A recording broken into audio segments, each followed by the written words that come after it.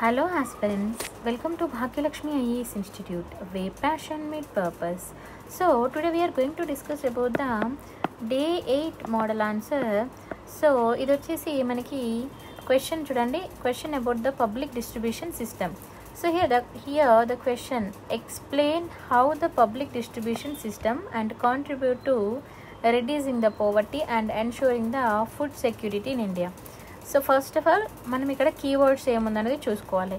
ఇక్కడ ఏం అడిగారంటే ఎక్స్ప్లెయిన్ అన్నారు. సో ఎక్స్ప్లెయిన్ అన్నారు కాబట్టి మనం ఏ విధంగా రాయాలనే దాన్ని కూడా మనం చూసుకోవాలి. సో నేను ఆల్రెడీ కీవర్డ్స్ చెప్పాను, ఎవరైనా చూడని వాళ్ళు ఉంటే చూడండి. నేను ఇంకా ఎలాబొరేట్ కూడా నెక్స్ట్ ఇంకో క్లాస్లో చెప్తాను, ఓకేనా. సో మరి ఇక్కడ మెయిన్ ఇంపార్టెంట్ టర్మ్ అయింది ఇక్కడ మనకి పీడిఎస్ కదా.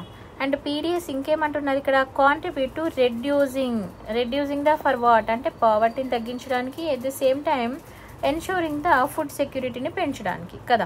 సో ఈ విధంగా మనకి క్వశ్చన్ ఏం అడిగారు అనేది మనం ఫస్ట్ అర్థం చేసుకున్న తర్వాత అప్పుడు ఇంట్రొడక్షన్ అనేది స్టార్ట్ చేసుకోవాలి. మరి ఇంట్రో రాసేటప్పుడు ఫస్ట్ మనం ఏం డిస్క్రైబ్ చేయాలండి, పీడిఎస్ అంటే పబ్లిక్ డిస్ట్రిబ్యూషన్ సిస్టమ్ అనే దాన్ని మనం ఫస్ట్ తీసుకొని దాని గురించి మనం చెప్తూ ఇంట్రో అనేది స్టార్ట్ చేయాలి. At the same time intro అన్నప్పుడు ఎప్పుడైనా గుర్తుపెట్టుకోవాల్సింది ఏంటంటే మనం ఏం చెప్పబోతున్నాము అనే దాన్ని మనం ఇంట్రోలో ప్రజెంట్ చేస్తాం, ఓకేనా. సో చూడండి, PDS public distribution system is the one of the largest welfare programme, okay. It is implemented by the Indian government. This is very important point, okay. And it is primarily objective to provide the food security to every food security provide chestundandi poorer section of the society lo unna poor section of the people evaraithe untunnaro vallaki food security anedi provide chestundi by distributing the essential commodities. Like మనకి ఇప్పుడు important ఒక మనిషికి కావాల్సిన important things ఏంటి ఉంటాయండి మామూలుగా అయితే మనకి ఫుడ్, అవునా. సో ఫుడ్ అంటే ఏంటి, రైస్ కానీ వీట్ కానీ షుగరు, ఇలా ఇప్పుడు కిరోసిన్ మనందరికీ తెలుసు కదా. లైక్ ఇప్పుడు అంటే కిరోసిన్ ఎక్కువ ఎవరు యూజ్ చేయట్లేదు, బట్ ఏంటంటే బేసిక్ నీడ్స్ కింద మనం కౌంట్ చేస్తాము. So rice very very important కదా. సో అలా మనము కొంచెం డీటెయిల్గా చూసుకోవాలి, ఓకేనా. అండ్ మరి ఇంకా అడిషనల్గా తీసుకుంటే ఇట్ సపోర్ట్స్ తీసుకున్నప్పుడు ఫార్మర్ కూడా సపోర్ట్ చేయడము, తర్వాత రెమ్యునరేషన్ కానీ ప్రైజెస్ కానీ అట్లా మనకి అన్ని విధాలుగా ఇది యూజ్ అవుతుంది. అంటే ఎలా మనకి ఇది సపోర్టింగ్గా ఉన్నదనే దాన్ని మనం ఇంట్రోలో రాసుకుంటాం. నెక్స్ట్ బాడీ పార్ట్కి వచ్చినప్పుడు ఫస్ట్ ఏం రాసుకోవాలండి, working of the PDS and its role in the poverty ఒక రిడక్షన్. అంటే ఈ పీడిఎస్ అసలు ఏం చేస్తుంది అండ్ ఇది మనకి పావర్టీని తగ్గించడంలో ఏ విధంగా దీని పాత్ర ఉంది అనే దాన్ని మనం చూసుకోవాలి. సో ఇక్కడ చూడండి, PDS operates through the network of the fire price shop, FPS, remember this. ఇలాంటి మనం ఫుల్ ఫామ్స్ కూడా గుర్తుపెట్టుకోవాలండి, ఓకేనా. అండ్ ఎలిజిబుల్ ఫ్యామిలీస్ ఎవరైతే ఉన్నారో వాళ్ళకి సబ్సిడీ అనేది ఫుడ్ గ్రెయిన్స్ మీద ప్రొవైడ్ చేస్తుంది, ఓకేనా. సబ్సిడీ మన అందరికీ తెలిసిన సబ్సిడీ ఏ విధంగా వస్తాయి అనేది, సో మంత్లీ తీసుకుంటారు కదా. Next the system is jointly managed by, మరి ఇది ఎవరు మేనేజ్ చేస్తారు, ఎవరు అంటే central government and state government, okay. And with the specific rules and responsibilities, remember this, okay. మరి come to the central government ఏం చేస్తుంది అంటే allocate the food grains and other essential commodities to the states and union territories. ఇది food grains కావాల్సిన food గ్రెయిన్స్ని వీళ్ళకు allocate చేయడం and also decided the minimum support price అనేదాన్ని కూడా డిసైడ్ చేస్తుంది. ఫార్మర్స్ ఒక ఏదైతే ఫార్మర్స్ అమ్ముతారు కదండి మనకి ఇప్పుడు, సో పంట మీద ఎంత ప్రైస్ పెట్టాలి ఏంటి అనే దాని మీద కూడా, అంటే ఇలా మినిమం సపోర్ట్ ప్రైస్ అనే దాని మీద కూడా సెంట్రల్ గవర్నమెంట్ డెసిషన్ తీసుకోవడం జరుగుతుంది. అండ్ మీరు ఇలాంటివి చదువుకున్నప్పుడు రిలేటెడ్ టు ద పాలిటీ కూడా చూసుకోవాలండి. స్టేట్ లిస్ట్, సెంట్రల్ లిస్ట్లో స్టేట్ పాత్ర ఏంటి, సెంట్రల్ యొక్క రోల్ ఏంటి, స్టేట్ యొక్క రోల్ ఏంటి అనేది కూడా చూసుకోవాలి.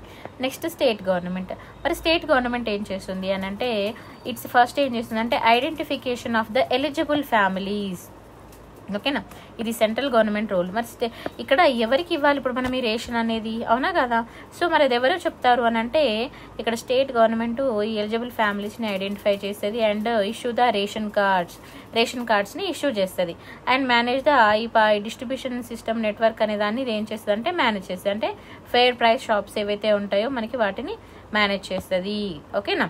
Next key responsibilities and functions. Key responsibilities and functions ఏమున్నవి మెయిన్గా అనేది దాన్ని చూసుకోవాలి. First allocation of the commodities, అసలు కమోడిటీస్ని అలొకేట్ చేయడం. గవర్నమెంట్ ఎసెన్షియల్ వాటిని లైక్ ఇప్పుడు రైస్ కానీ వీట్ కానీ ఓకేనా, షుగరు, కిరోసిన్ ఇలాంటివన్నిటిని మనకి అంటే స్టేట్స్కి అలొకేట్ చేయడము. తర్వాత issue of the ration card. Ration card ఎవరు ఇష్యూ చేస్తారంటే స్టేట్ గవర్నమెంట్. ఎవరికి ఇష్యూ చేస్తుంది అది కూడా మనం important. Below poverty line, remember this point. Okay, and above poverty line APL మరి and other economical and weaker section of the వాళ్ళకి provide చేస్తుంది. మరి ఇందులో కూడా మళ్ళీ మనకి టైప్స్ ఉంటాయి, మీ అందరికీ తెలుసు. ఇప్పుడు బిలో పవర్టీ లైన్ అన్నా మరి ఎవరు వస్తారు, APL అన్నా ఎవరు వస్తారు, తర్వాత అదర్ ఎకనామిక్ సెక్షన్స్ ఒక్కొక్కరికి ఒక్కొక్క రకంగా ఉంటుంది. రేషన్ కార్డులో కూడా మనకి టైప్స్ ఉంటాయి, మీకు ఐడియా ఉంటుంది కదా. సో ఆ టైప్స్ కూడా మనం ఒకసారి ఐడెంటిఫై చేసుకోవాలి. తర్వాత ఐడెంటిఫికేషన్ ఆఫ్ ద బెనిఫిషరీస్, అసలు ఎవరికి రేషన్ అనేది ఇంపార్టెంట్ అనే దాన్ని కూడా ఇది ఐడెంటిఫై చేసి ఇది ఒక రెస్పాన్సిబిలిటీగా తీసుకొని వాళ్ళకి అందేలాగా ప్రొవైడ్ చేయడం అనేది దీని ఒక మేజర్ రోల్. తర్వాత management of the food scarcity, అసలు ఫుడ్ స్కార్సిటీని మేనేజ్ చేయడం అని అంటే ఇప్పుడు మనకి ఫర్ ఎగ్జాంపుల్ అంటాం కదా, ఒక ఫుడ్ షార్టేజ్ అనే టైం వస్తుంది, వచ్చినప్పుడు మనం ఏం చేయాలి, దాన్ని మేనేజ్ చేయగలం. ఫర్ ఎగ్జాంపుల్ ఇప్పుడు COVID-19 టైం ఉంది. సో ఆ టైంలో మనము దాన్ని మేనేజ్ చేసుకొని ఆ టైం నుంచి బయటికి రాగలిగాము అని అంటే మనము అది మన దగ్గర స్టోరేజ్ ఉన్న ఫుడ్ కూడా ఇక్కడ చాలా చాలా ఇంపార్టెంట్ రోల్ అనేది ప్లే చేస్తుంది. Remember these points. And after that చూడండి ఇక్కడ transition to the targeted public distribution system TPDS. What is the TPDS అనే దాన్ని ఫుల్ ఫామ్ కూడా గుర్తుపెట్టుకోవాలి. మరి ఇది ఎప్పటి నుంచి ఏంటి అనే దాని గురించి తీసుకుంటే 1997లో PDS వాజ్ ఇక్కడ చూడండి restricted into the targeted public distribution సిస్టమ్కి. తర్వాత అక్కడ వరకు అది అంటే అక్కడ వరకు మాత్రమే ఉండేది. తర్వాత ఏమైందంటే ఇది ఎఫెక్టివ్గా ఇంప్రూవ్మెంట్ అనేది రావడం జరిగింది. And it focus on the దేని మీద ఫోకస్ చేసింది అనే దాన్ని మనం మేజర్గా చూసుకోవాలండి. ఇక్కడ చూడండి families below the poverty line BPL ఎవరి మీద ఎక్కువ ఫోకస్ చేసింది, and weaker section of the weaker section వాళ్ళ మీద అండ్ బిలో పోవర్టీ వాళ్ళ మీద ఎక్కువ ఫోకస్ చేసింది. ఓకేనా. అండ్ మరి ఏం చేసిందంటే ఐడెంటిఫై ద పూర్, ఎవరైతే పూర్ వాళ్ళు ఉన్నారో వాళ్ళని ఐడెంటిఫై చేయడము. పూర్ హౌస్ హోల్డ్ అంటే ఫ్యామిలీస్ని వాళ్ళని ఐడెంటిఫై చేయడము. తర్వాత ఇంప్రూవ్ ద డెలివరీ మెకానిజం, అంటే ఇక్కడ మినిమమ్ అంటే చాలా మనకు తెలుసు ఏ విధంగా బయట జరుగుతుందో, సో దాన్ని ఇంప్రూవ్ చేయడం. తర్వాత మినిమైజ్ ద లీకేజెస్ అండ్ ఇన్సఫిషియెంట్ని తగ్గించడము. ఫుడ్ గ్రెయిన్స్ అనేది అందరికీ అందేలాగా చూడడం అనేది ఇది major focus. Next impact on the poverty యొక్క రిడక్షన్ రిడక్షన్ అనేది ఏ విధంగా ఇది తగ్గించింది, దాని ఒక ఇంపాక్ట్ ఏ విధంగా ఉంది అనేది తీసుకుంటే ఇప్పుడు జనరల్గా చూడండి ఏం లేకుండా ఉన్న పర్సన్కి మనం ఒక ఒక 1 రూపీ కేజీ రైస్ ఇచ్చారు. సో ఇక్కడ వీళ్ళు ఒక పూట కూడా తినలేని పరిస్థితిలో ఉన్నా కూడా దే విల్ గెట్ మినిమం కదా. సో అంటే ఇక్కడ పావర్టీ అనేది కొంచెం తగ్గే ఛాన్సెస్ ఉంటుందా లేదా? సో వీళ్ళకి ఫుడ్ ఇస్తున్నారు, ఫుడ్ గ్రెయిన్స్ ఇస్తున్నారు, పప్పులు ధాన్యాలు ఇస్తున్నారు. సో దీనివల్ల పావర్టీ అనేది తగ్గుతుందా లేదా? సో అలా మనం సింపుల్గా ఆలోచించుకొని చేసుకోవాలండి. చూడండి ద ఎక్స్పెండెడ్ PDS తీసుకున్నప్పుడు దీని యొక్క మెయిన్ ఇంపార్టెంట్ ఏంటంటే పావర్టీని తగ్గించడము and improving the food security అనే దాన్ని పెంచడము అండ్ అడ్రస్సింగ్ ద మెయిన్ దేనిగా ఇది చాలా ఇంపార్టెంట్ అండి.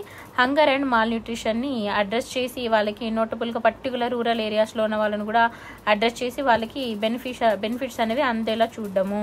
మరి రిడక్షన్ ఇన్ పవర్టీ రేట్ తీసుకున్నప్పుడు 2011-12లో ఇది మనకి PDS కాంట్రిబ్యూట్స్ 3.1 రిడక్షన్ అనేది ఉన్నది అండ్ 3.8 రిడక్షన్ అనేది మనకి రూరల్ ఏరియాలో ఉన్నది. అంటే ఏ ఏరియాలో ఎలా ఉందనేది కూడా చూసుకోవాలి. తర్వాత అర్బన్ ఏరియాలో తీసుకున్నప్పుడు 1.4 అనేది ఉండడం జరిగింది.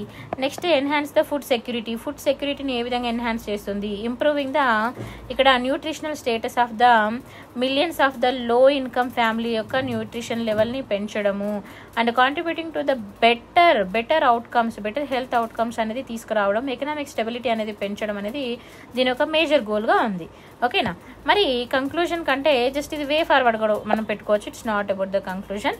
స్ట్రెంథనింగ్ ద PDS సిస్టమ్, దీన్ని ఏ విధంగా మనం స్ట్రెంథన్ చేయాలి, సెవరల్ మెజర్స్ అని ఏ విధంగా ఉన్నవి, ఏం తీసుకున్నది అనే దాన్ని కూడా మనం చూసుకోవాలి.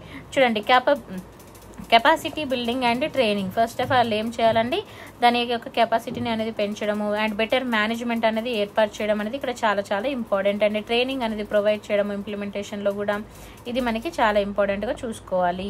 నెక్స్ట్ ప్లగ్గింగ్ ద లీకేజెస్, అంటే మనకు చాలా వరకు తెలుసు ఎలా అనంటే బయట ఇప్పుడు రేషన్ కూడా బయట అమ్ముకోవడం ఇలాంటివి కూడా జరుగుతున్నాయి. అండ్ టెక్నాలజీలో ఇష్యూస్ కానీ ఇలాంటి మనము మినిమం లీకేజెస్ అనేది తగ్గించడం అనేది చేయాలి. తర్వాత డిజిటలైజేషన్ చేయడం అనేది చాలా ఇంపార్టెంట్. బయోమెట్రిక్ ఎందుకంటే బయోమెట్రిక్ అథెంటికేషన్ ఉండడం వల్ల వాళ్ళు మాత్రమే తీసుకోవడానికి ఎక్కువ ఛాన్సెస్ ఉంటుంది.